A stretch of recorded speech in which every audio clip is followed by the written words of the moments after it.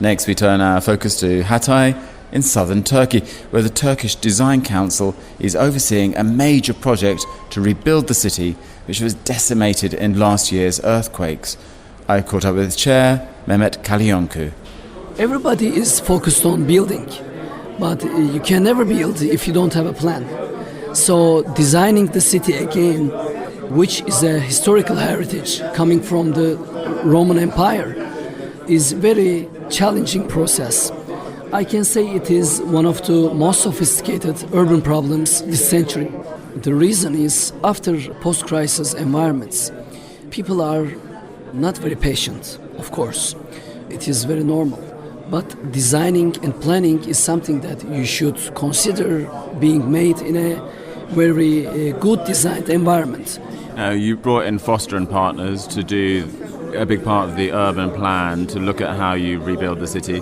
How changed is it from the template of the city that you had before? Because often after these terrible issues, people want to move back to where they live, to the same street, the same building.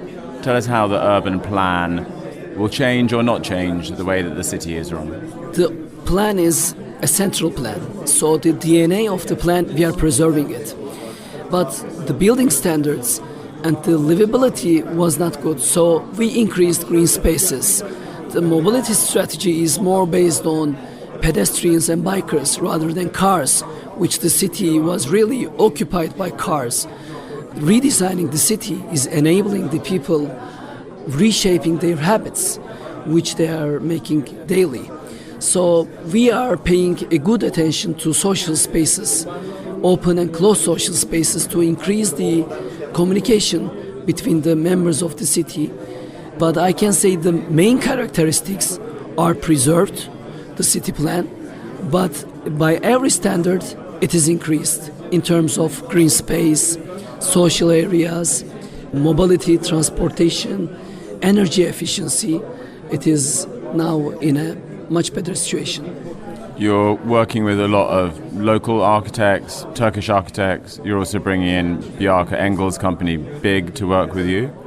How do you divide up all the projects? Who's doing what? What's the vision? Yeah, this is the very tricky part.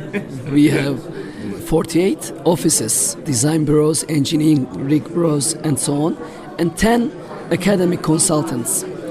And everybody has an idea, of course. Listening all of them, but not talking too much, I can say is the main trick here.